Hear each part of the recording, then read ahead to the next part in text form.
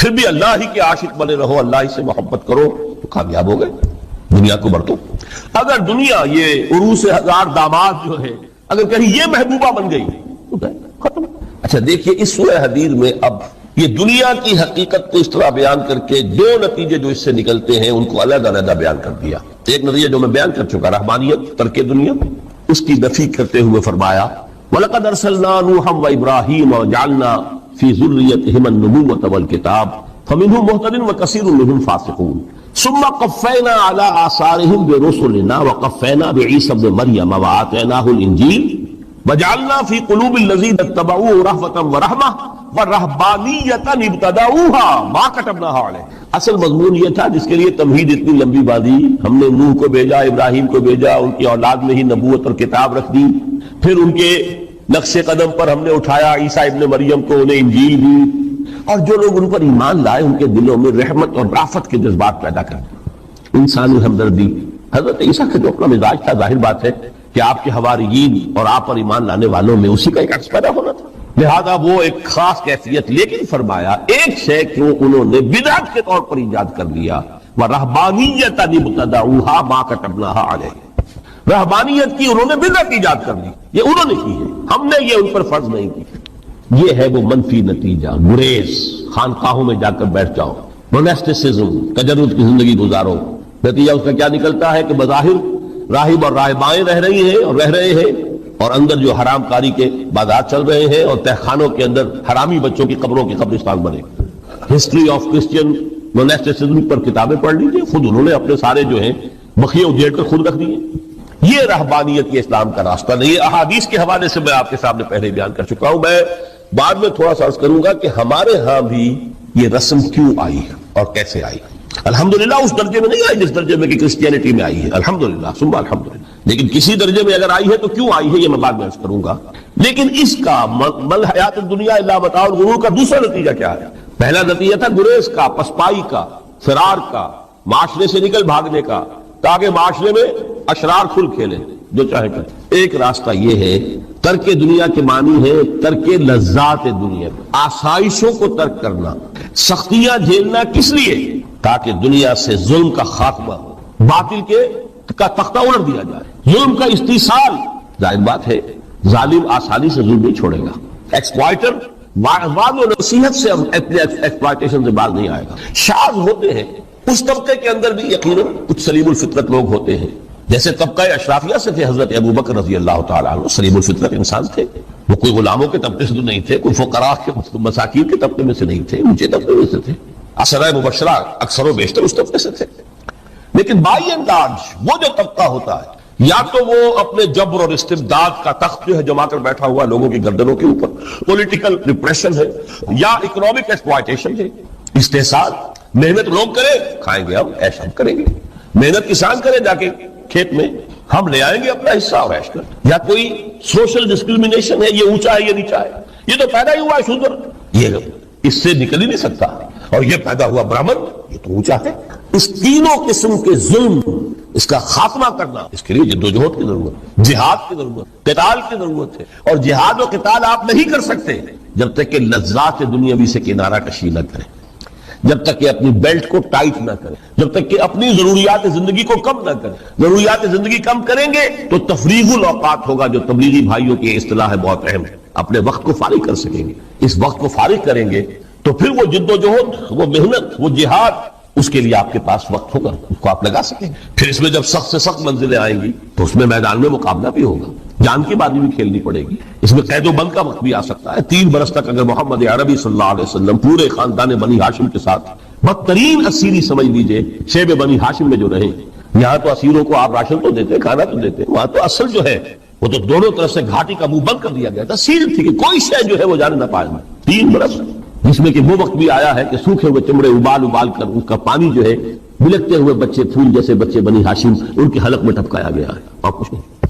کچھ تھے لوگ حکیم بن حزام جیسے رضی اللہ تعالیٰ عنہ، بعد میں ایمان بھی لے آئے۔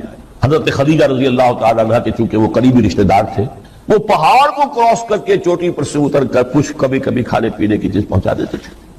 یہ سارے مراحل آئے، یہ جو ہے یہ مثبت ہے۔ ترک دنیا وہ نہیں، ترک دنیا سے مراد دنیا کی لذتوں سے، دنیا کی آسائشوں سے، ان سے آدمی اپنے آپ کو پیچھے ہٹائے، ان کو چھوڑے، ان کو ترک کرے، تاکہ اپنا وقت، اپنا مال، اپنی صلاحیتیں صرف کر سکے کس کام کے لیے؟ اب اس کے لیے دیکھیے آیت نمبر 25 ہے یہ سورہ حدید کی. لقد ارسلنا رسلنا بالبینات، ہم نے اپنے رسولوں کو بھیجا واضح چیزوں کے ساتھ. بینہ وہ شے جو خود ظاہر ہو. آفتاب آمد، دلیل آفتاب. جب سورج طلوع ہو گیا وہ خود اپنے وجود پر دلیل ہے، اس کے لیے کسی اور اضافی دلیل کی ضرورت نہیں کہ سورج موجود ہے، وہ تو ہے، سب کو نظر آ رہا ہے. تو بینات سے مراد معجزے بھی ہے، اور وہ تعلیم جو ہے بنیادی دین کی کہ جو فطرت انسانی کی جانی پہچانی ہوئی شے، دونوں پر اس کا اطلاق ہو جائے گا. لقد ارسلنا رسلنا بالبینات وانزلنا معهم الکتاب والمیزان، اور ہم نے ان کے ساتھ کتاب اتاری، میزان اتاری. یہ سب کچھ کس لیے کیا؟ لیقوم الناس بالقسط، تاکہ لوگ عدل پر قائم ہوں. یہ ہے سول آبجیکٹو. یہ نہیں بس ہماری کتاب پڑھ لیا کرے، ختم قرآن ہو گیا، اللہ اللہ دعا مانگ لی، چھٹی. قائم کرو اس کو، وہ میزان عدل نصب کرو، ہر ایک کو وہی تل کر ملے جو اس کا حق ہے، اور ہر ایک سے وہ لیا جائے کہ جو اس کے ذمہ واجب ہے. اگر یہ نہیں تو بابا پھر سب کہانیاں ہیں، شریعت اور دین اور نماز اور روزہ اور حج کوئی حیثیت. اچھی طرح سن لیجیے میری بات. قرآن مجید میں کہلوایا گیا حضور سے، قل یا اہل الکتاب لستم علی شیء حتی تقیموا التوراۃ والانجیل وما انزل الیکم من ربکم. اے نبی ان سے کہہ دیجئے کتاب والو تمہاری کوئی حیثیت ہی نہیں، ہماری نگاہوں میں تمہارا کوئی مقام ہی نہیں جب تک کہ تم قائم نہیں کرتے تورات کو اور انجیل کو، جو کچھ کے نازل کیا گیا تمہاری طرف، تمہارے رب کی طرف سے. قائم کرو، پھر آؤ ہم سے بات کرو، ہم سے دعا کرو، ورنہ دفع ہو جاؤ. nothing doing. We don't care for you. لستم علی شیء حتی تقیموا التوراۃ والانجیل وما انزل الیکم من ربکم. اب قانون خداوندی تو بدلتا نہیں ہے، نہ فرام پرسن ٹو پرسن، نہ فرام نیشن ٹو نیشن، نہ فرام امہ ٹو امہ، اٹل ہے. ولن تجد لسنت اللہ تبدیلا ولن تجد لسنت اللہ تحویلا. سنت اللہ تو ایک ہے. اب اس آیت کو ذرا پڑھیے. قل یا اہل القرآن لستم علی شیء حتی تقیموا القرآن وما انزل الیکم من ربکم. کہہ دو اے محمد کہ اے قرآن والو تمہاری کوئی حیثیت نہیں ہے ہمارے ساتھ جب تک کہ تم قرآن کو قائم پڑھ لو اور اس کی قرات کے مقابلے منعقد کرا لو اور سونے کے تاروں سے اسے لکھ لو اور اس کو جو چاہو کر لو. کوئی حیثیت نہیں. قائم کرو اس قرآن کو، اس کے نظام کو، اس کے قانون کو، جو حضرت ابوبکر نے فرمایا تھا. پہلا خطبہ جو دیا ہے آپ بیعت خلافت کے بعد، تم میں ہر قوی میرے نزدیک ضعیف ہوگا جب تک کہ اس سے حق وصول نہ کر لوں، اور ہر ضعیف قوی ہوگا جب تک کہ اسے اس کا حق دلانا. سورہ شورى میں حضور سے کہلوایا گیا، قل وَأُمِرْتُ لِأَعْدِلَ بَيْنَكُمْ، مجھے یہ حکم ہوا ہے کہ میں تمہارے مابین عدل قائم کروں. میں وائس بن کر نہیں آیا، میں بدھ مت کے بھکشو بنانے کے لیے نہیں آیا تمہیں. ہاں انقلابی عمل میں ایک مرحلہ آتا ہے، بدھ مت کے بھکشو بننا پڑتا ہے کچھ عرصے کے لیے، تیاری کا مرحلہ، وہ میں ابھی بعد میں ذرا بیان کر دوں. لیکن مستقل نہیں ہے یہ بدھ مت کے بھکشو. یہ بدماش جس طرح چاہیں کھل کھیلے، ظالم جس طرح چاہیں لوگوں پر ظلم کرتے رہے، تشدد اور جبر کا جس طرح سے چاہے معاملہ کرے، استحصالی نظام جس طرح ہوتا ہے چلتا رہے. شاہ ولی اللہ دہلوی رحمۃ اللہ علیہ کے الفاظ میں، انسانوں کی عظیم اکثریت ڈھور ڈنگر بن جائے، صبح سے لے کے شام تک کمر توڑ دینے والی مشقت کے بعد بمشکل 2 وقت کی روٹی ملتی ہو. اس کا کبھی خیال اسے اللہ کا آئے گا؟ کبھی اللہ سے لو لگا سکے گا؟ دنیا نے تیری یاد سے بیگانہ کر دیا تو اس سے بھی دل فریب ہے غم روزگار کے. اس لیے حضور نے فرمایا کاد الفقر ان یکون کفرا، یہ فقر جو ہے یہ تو انسان کو کفر تک پہنچانا. عدل قائم کرو. تو دیکھیے یہ آیت انتہائی گمبھیر آیت ہے قرآن مجید کی سورہ حدید کی. جس طرح وہ آیت متاع الغرور والی جس شان کے ساتھ سورہ حدید میں آئی ہے، اعلموا انما الحیات الدنیا لعب ولہو وزینۃ وتفاخر بینکم وتکاثر فی الاموال والاولاد کمثل غیث اعجب الکفار نباتہ ثم یہیج فتراہ مصفرا ثم یکون حطاما وفی الآخرۃ عذاب شدید ومغفرۃ من اللہ ورضوان وما الحیات الدنیا الا متاع الغرور. لیکن اس کا نتیجہ کیا نکلنا چاہیے؟ لقد ارسلنا رسلنا بالبینات وانزلنا معهم الکتاب والمیزان لیقوم الناس بالقسط. Now prepare for the shock. میرے نزدیک میرے علم کی حد تک شاید دنیا کی کوئی انقلابی کتاب نہ ہو جس نے اس قدر عریاں طور پر کھل کر یہ کہا ہو کہ ظالموں کی سرکوبی کرو، کچلو ان کے سر. وانزلنا الحدید، ہم نے لوہا بھی اتارا ہے. ایک وقت آتا ہے ظلم نہیں ختم ہوتا جب تک کہ لوہے کی طاقت ہاتھ میں نہ آئے. انزلنا الحدید، ہم نے صرف کتاب ہی نہیں اتاری ہے، لوہا بھی اتارا ہے. فیہ باس شدید، اس میں جنگ کی صلاحیت ہے. ومنافع للناس، لوگوں کے لیے کچھ اور منفعتیں بھی ہیں. کوئی توا پرات چمٹا یہ بھی بنا لو، ٹھیک ہے، لیکن اصلاً اصلاح کے. وانزلنا الحدید، اسی تو سورہ حدید کا نام حدید ہے. فیہ باس شدید ومنافع للناس ولیعلم اللہ من ینصرہ ورسلہ بالغیب. اللہ دیکھنا چاہتا ہے کون ہے اس کے وفادار بندے اس لوہے کی طاقت کو ہاتھ میں لے کر مدد کرتے ہیں اس کی اور اس کے رسولوں کی غیب میں ہونے کے باوجود. ان اللہ قوی عزیز، ویسے اللہ قوی ہے، عزیز ہے. آنے واحد میں کفر کو ختم کر دے جب چاہے، آنے واحد میں ظالموں کا ظلم جو ہے وہ ختم کر کے رکھ دے. وہ سب کچھ کر سکتا ہے، لیکن پھر تمہاری آزمائش کیسے ہوگی؟ کیسے معلوم ہوگا ہوز ہو، کس کا کیا مقام تھا، کس کے پاس کتنا یقین کا سرمایہ تھا، کس کے ایمان کی گہرائی اور گہرائی کا کیا عالم تھا، کس نے ہمارے دین کے لیے کیسی کیسی قربانیاں جھیلی ہیں. یہ ہے ترک دنیا جو موسٹ پروفاؤنڈ ہے، نتیجہ خیز ہے، خیر کو وجود میں لانے کے لیے ہے، لیکن اس کی مثالیں موجود ہیں. حضرت مصعب بن عمیر رضی اللہ تعالی عنہ ایام جاہلیت میں کہا جاتا ہے ان کا جوڑا جو ہے شام سے تیار ہو کر آتا تھا. جیسے کبھی مشہور ہے کہ پنڈت نہرو کا بھی کپڑے سل کر آتے تھے پیرس سے. موتی لال نہرو کا بیٹا، اور موتی لال نہرو وہ تھا کہ وائس رائے کی پہلی کار آئی ہے ہندوستان میں تو دوسری کار موتی لال کی آئی، اس کا بیٹا، اس کے کپڑے پیرس سے سل کر آتے. مصعب بن عمیر کے کپڑے شام سے تیار ہو کر، اور وہ ہمیشہ عطر میں بسے ہوئے ہوتے تھے. جہاں سے گزر گئے شخصیت کی ظلمانیت نے ہماری اس نورانیت کو گل کیا، دفن کیا ہوا، چھپایا ہوا. بس یہ فرق ہے. انہیں آپ کہہ لیں نور، صحیح ہے، ان کی نورانیت غالب. یہی بات ہے جو حضور نے اس طرح سمجھائی.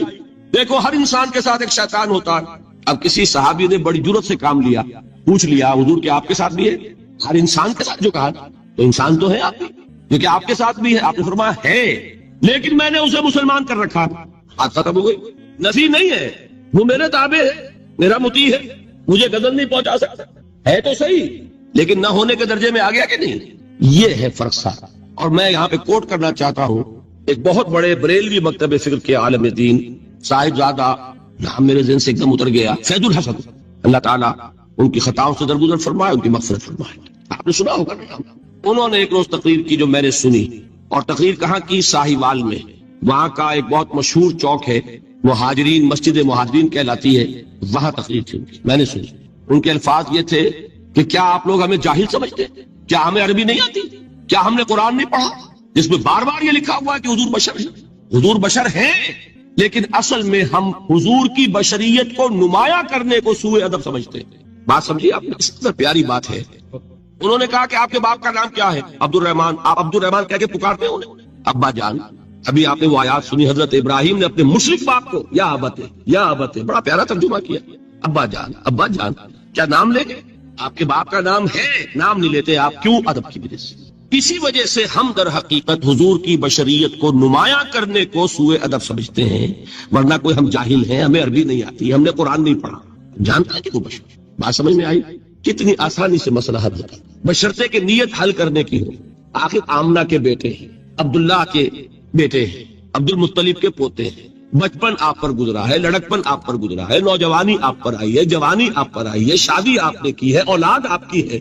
کون بے وقوف احمق ہوگا کہ جو آپ کی بشریت کا انکار کرے گا؟ لیکن یہ کہ جس طریقے سے اس کو بیان کیا جاتا ہے وہ ایک مسئلہ بن گیا اختلافی، وہ رد و قضا اور کھینچ تان. اور اس میں بھی سمجھ لیجئے مثلوکم پر جو ایمفیسس بعض حضرات دے دیتے ہیں اپنے توحیدی، جو ان کے اندر ایک مزاج ہے، اللہ تعالیٰ ان کے مزاج کو اور پختہ کرے، لیکن اس میں بھی مبالغہ کیا جاتا ہے. ایک حدیث مجھ سے سنیے جس میں حضور نے مثل کا انکار کیا.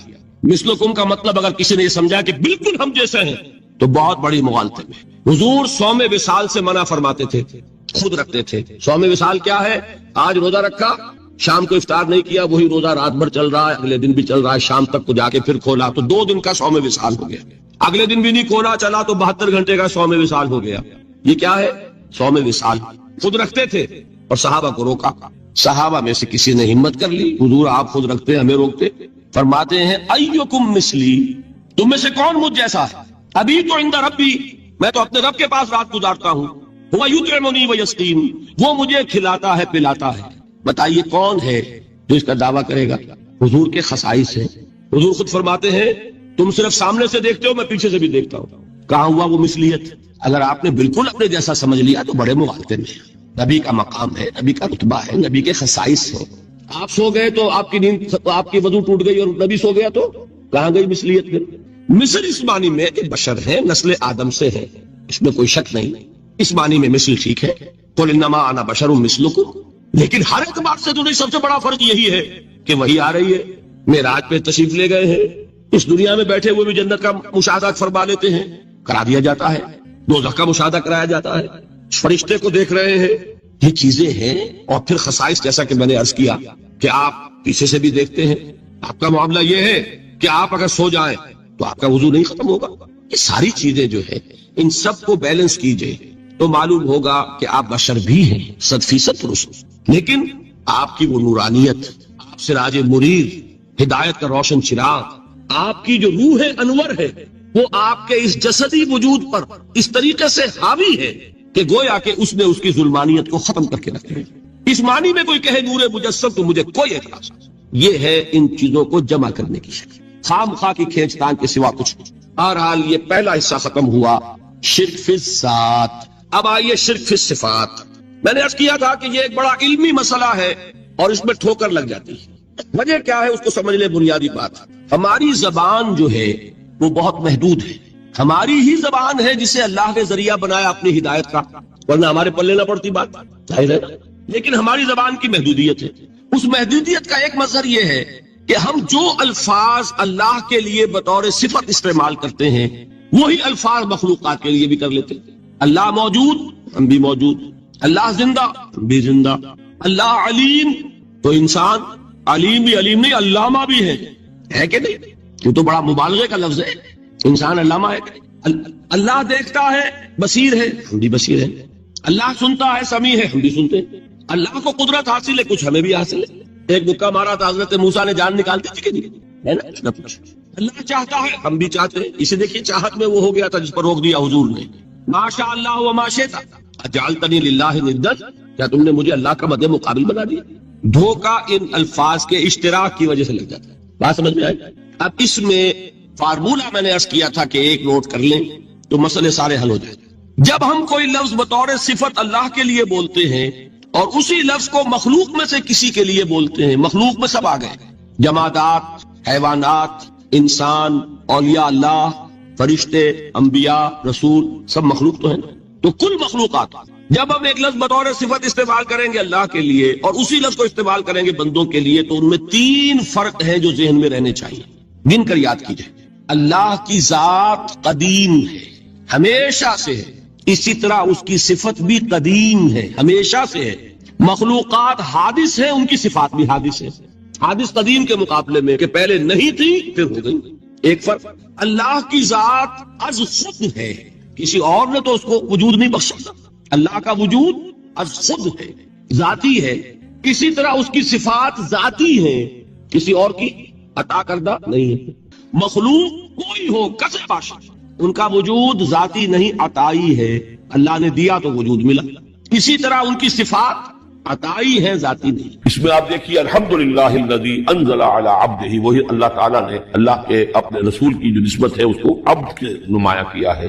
کتاب نازل کی وَلَمْ يَجْعَلْ لَهُ عِوَجًا، اور اس میں کوئی کجی نہیں رکھی، قیمًا، سیدھی، ٹھیک ٹھیک، روشن، مبین، لِيُنذِرَ بَأْسًا شَدِيدًا۔ اب یہ ہے لفظ جو بہت زیادہ غور کرنے کے قابل ہے۔ اس کتاب کے حضور پر نزول کے مقاصد میں سے ایک یہ بھی ہے، خبردار کر دے ایک بہت بڑی آفت۔ ویسے باسن جب واحد آتا ہے تو عام طور پر اس کے معنی جنگ ہو، جب جمع میں آتا ہے تو سختی، مصیبت، بھوک، فاقہ، یہ سارے بأسا۔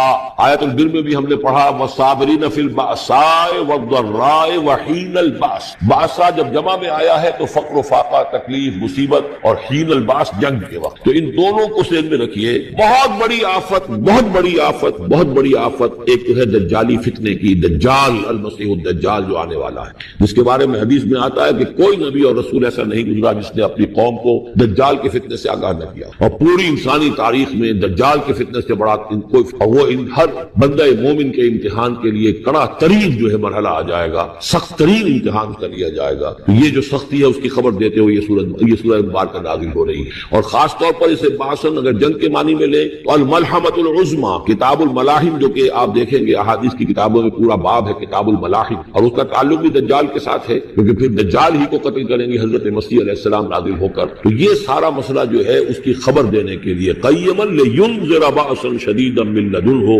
گویا کہ یہ جو احادیث کی کتابوں میں آپ کو حدیث کے ابواب ملتے ہیں، چاہے وہ کتاب الفتن ہو اور چاہے وہ کتاب جو ہے آثار قیامہ ہے، اس طرح کے جتنے بھی ہیں، اور کتاب الملاحم ہے، یہ گویا کہ اس کی شرح ہے لینذر بأسا شدیدا من لدنہ، اور یہ ہوگا بھی خاص اللہ کی طرف سے. یہ آزمائش بھی، یہ دجال کا فتنہ بھی، یہ بہت بڑی جنگ بھی، جس کو آرمگڈون کہتے ہیں. کرسچین جو ٹریڈیشن ہے اس میں اس کے لیے لفظ آرمگڈون، ایک بہت بڑی جنگ ہوگی. ڈکشنری میں بھی آپ دیکھیں گے کہ خیر اور شر کی قوتوں کے درمیان اس دنیا کے خاتمے سے پہلے ایک بہت بڑی جنگ ہونی ہے جس کا نام آرمگڈون. لینذر بأسا شدیدا من لدنہ ویبشر المؤمنین الذین یعملون الصالحات، اور تاکہ بشارت دے وہ ان اہل ایمان کو جو نیک عمل کرتے ہوں، ان لہم اجرا حسنا، کہ ان کے لیے ہوگا بہت اچھا بدلہ، ماکثین فیہ ابدا، اور وہ اس میں رہیں گے ہمیشہ ہمیشہ. یہ جو دجالی فتنہ ہے اس کے ساتھ ایک خاص مناسبت ہے سورہ مبارکہ. احادیث میں آتا ہے کہ دجالی فتنے کے اثرات سے بچنے کے لیے اس سورہ مبارکہ سے ذہنی اور قلبی رشتہ مفید ہے. اس کی تلاوت کرتے رہنا، خاص طور پر جمعے کے روز پوری سورہ کہف، ورنہ یہ کہ کم سے کم اس کی ابتدائی اور آخری آیات ان کی بڑی اہمیت. دجالی فتنہ اصل میں کیا ہے سمجھ لیجئے کہ ایک تو ہے دجالی فتنہ بالعموم، دجل کہتے ہیں فریب کو، جیسے کہ کوئی نبی نہیں ہے وہ اس نے فریبی لبادہ اوڑھ لیا، نبوت کا دعویٰ کر رہا ہے، وہ دجال ہے. تو اس طرح کی تو حضور نے فرمایا ہے کہ 30 دجال پیدا ہوں گے. انہی میں سے ایک ہمارے زمانے کے اندر جو ہے یہ غلام احمد قادیانی بھی تھا، وہ دجال تھا جس نے کہ اعلان کیا کہ میں نبی ہوں جبکہ وہ نبی نہیں تھا. تو فریبی بنا ہوا جس نے کہ ملمہ اپنے اوپر چڑھایا ہوا ہے. اسی طریقے سے دجالی فتنہ یہ جو ہے اس پوری دنیا میں اس وقت جو فتنہ ہے وہ یہ ہے کہ مادہ پرستی کا اتنا غلبہ ہو چکا ہے ذہنوں کے اوپر، افکار کے اوپر، لوگوں کے نظریات کے اوپر، لوگوں کی اخلاق کے اوپر، لوگوں کے اقدار جو ہیں، ویلیوز جو ہیں اس کے اوپر، کہ وہ آخرت کو بالکل بھول گئے، اللہ کو بھول گئے، اسباب کے اندر گم ہے، مسبب الاسباب سے ظہور ہو گیا. دنیا ہی دنیا ہے، آخرت کو بھولے ہوئے، مادہ ہی مادہ ہے، روح سے کوئی سروکار ہی نہیں. یہ ہے بالعموم جس کا نام دجالی فتنہ ہے کہ حقیقت کے اوپر پردہ پڑا ہوا ہے، آخرت پر دنیا کا پردہ پڑا ہوا ہے. یہ دنیا جو ہے در حقیقت کیا ہے؟ وَمَا الْحَيَاةُ الدُّنْيَا إِلَّا مَتَاعُ الْغُرُورِ، یہ دھوکے کا سامان ہے. اصل زندگی کو اس نے ڈھانپا ہوا ہے. ہم نے یہ سمجھ لیا کہ زندگی یہی ہے، اسی کے لیے بھاگ دوڑ محنت صبح و شام، اسی کے مستقبل کی فکر ہے، لیکن اصل زندگی اس کی فکر ہی نہیں. باقی ایک دجال جو ہے جو آئے گا وہ معاملہ احادیث کے اندر بھی بڑی طوالت کے ساتھ ہے اور اس میں کافی پیچیدگیاں بھی ہیں، بعض چیزیں جو ہے ایک دوسرے سے کچھ مختلف بھی ہیں، اس میں پھر اہل علم کو بہرحال مطابقت پیدا کرنی پڑتی ہے. میں نے جہاں تک اپنی کوشش کی ایک رائے تک میں پہنچا ہوں، لیکن ابھی میں اسے بیان نہیں کر رہا ہوں. بہرحال دجالی فتنے کی خبریں موجود ہیں بہت شدت کے ساتھ، اور اس سورت کا پڑھنا جو ہے اس میں بہت مفید ہے. اس سورت کے مضامین کا دجالی فتنہ بالعموم سے کیا تعلق ہے وہ تو اس ہم دورہ ترجمہ دوران کے اس کے دوران بھی آپ کو معلوم ہو جائے گا، لیکن اس کے جو خاص بڑے مباحث ہیں، خاص طور پر یہ کہ ایک ہمارے بہت بڑے عالم گزرے ہندوستان میں اس صدی کے آغاز میں، مولانا مناظر حسن گیلانی، انہوں نے اس میں باقاعدہ کتاب لکھی ہے، آپ کو مل جائے گی بازار میں بھی، اصحاب کہف کے جو کا معاملہ سورہ کہف کے مباحث ہیں ان کے. میں نے اس کو اپنی ایک تقریر کے اندر کسی خطاب جمعہ میں سورہ کہف کے مضامین کا خلاصہ بیان کیا تھا، جس کا عنوان ہے دنیا کی حقیقت. ظاہر بات ہے تفاصیل زیادہ جو ہیں وہ میرے لیے ممکن نہیں ہے کہ اس دورہ ترجمہ کے دوران بیان کر سکتے. وَيُنذِرَ الَّذِينَ قَالُوا اتَّخَذَ اللَّهُ وَلَدًا، اور خبردار کر دے ان لوگوں کو جنہوں نے کہا کہ اللہ نے بیٹا بنایا. یہ ساری دجالیت جو ہے اس کی جڑ کیا ہے؟ مسیحیت، جو موجودہ مسیحیت ہے، جو حقیقت میں مسیحیت نہیں ہے، پولزم، جس کی بنیاد تسلیس پر ہے کہ اللہ کا بیٹا بنا دیا حضرت مسیح علیہ السلام کو، اور انہیں کفارہ بنا دیا تمام جو بھی مان لے ان کو ان کے گناہوں کا، پیش کی معافی ہے ان کے گناہوں کی جو حضرت مسیح پر ایمان لے آئے. اور نمبر 3 شریعت ساخت کر دی. اور نمبر 4 سارا اختیار جو ہے وہ پوپ کے ہاتھ میں دے دیا گیا کہ تم جو چاہو جس چیز کو چاہو حلال کرو، جس چیز کو چاہو حرام کر دو. ان چیزوں نے مل کر نفس مذہب کو اس قدر قابل نفرت سے بنا دیا کہ یورپ کے عوام کے اندر مذہب کے خلاف شدید نفرت پیدا ہو. چنانچہ اس کے بعد جب مسلمانوں کے زیر اثر وہاں پر علم پھیلا ہے، ہسپانیہ کی یونیورسٹیوں سے علوم اور فنون جو ہے یہ فرانس اور اٹلی اور جرمنی کے نوجوان آتے تھے اور وہاں آ کر وہ قرطبہ اور غرناطہ اور طریقہ کی یونیورسٹیوں سے پڑھ کر جاتے تھے. تو ان کے زیر اثر جو ایک ریفارمیشن شروع ہوئی، اصلاح مذہب اور ایک رینائسنس، تحریک احیاء العلوم، وہ جو اصل تو تحریک تھی اس بات کی کہ انسان علم کی طرف دوبارہ رجوع کرے، لیکن یہ کہ وہ علم جب آگے بڑھا ہے تو وہاں پہ عیسائیت کے خلاف جو رد عمل تھا اس کی وجہ سے اس میں مذہب کی دشمنی جو ہے اس تحریک کے اندر خود بخود شامل ہو گئی. تو مذہب سے بیزاری، روحانیت کا انکار، آخرت سے بالکل بے پرواہی اور اس کا بھی انکار، اور خدا ہے یا نہیں ہے اس سے کوئی سروکار نہیں، یہ جو اس تہذیب کے اصل میں اثرات بنے ہیں سارے، یہ اسی غلطیوں کا یہ اثرات ہیں، نتائج ہیں کہ جو عیسائی مذہب کے اندر جو یہ تحریفات کر کے جو غلطیاں کی گئی. اس کو یہاں کہا گیا ہے کہ ان لوگوں نے کہ جنہوں نے یہ عقیدہ ایجاد کیا، ما لہم بہ من علم، ان کے پاس اس کے لیے کوئی علمی سند نہیں ہے، ولا لآبائہم، نہ ان کے آباء و اجداد کے پاس کوئی سند تھی، کبرت کلمۃ تخرج من افواہہم، بہت بڑی بات ہے جو ان کے منہ سے نکل رہی ہے، بہت بڑی گستاخی ہے جو یہ اللہ تعالیٰ کی شان میں کر رہے ہیں، ان یقولون الا کذبا، یہ نہیں کہہ رہے مگر جھوٹ، سراسر سیدھا سفید جھوٹ بول رہے ہیں، فلعلک باخع نفسک علی آثارہم، تو اے نبی شاید کہ آپ اپنے آپ کو ہلاک کر لیں گے ان کے جو اثرات پڑنے والے ہیں، عیسائیت کے اس غلط عقیدے کے جو نتائج برآمد ہوئے ہیں، جب یہ نتائج ظاہر ہوں گے تو وہ اتنے سنگین ہوں گے، فلعلک باخع نفسک، کہ ان کے احساس سے اور ان کے ادراک سے شاید کہ آپ اپنے صدمے سے اپنے آپ کو ہلاک کر لیں، ان لم یؤمنوا بهذا الحدیث اسفا، اگر یہ لوگ اس حدیث پر، اس قرآن پر، یہ بات جو بتائی جا رہی اس پر ایمان نہ لائے، اس پر ایمان نہ لائے، اپنے اس غلط عقیدے پر قائم رہے، اس غلط مذہب کو انہوں نے برقرار رکھا، تو اس کا جو رد عمل ہوگا نوع انسانی پر، اور اس سے تاریخ انسانی اور انسانی ثقافت جس غلط رخ پر پڑے گی، جو دجالیت کا فتنہ اس سے جنم لے گا، ان تمام چیزوں کے اثرات سے شاید آپ کو اتنا صدمہ ہو کہ فلعلک باخع نفسک علی آثارہم ان لم یؤمنوا بهذا الحدیث اسفا انا جعلنا ما علی الارض زینۃ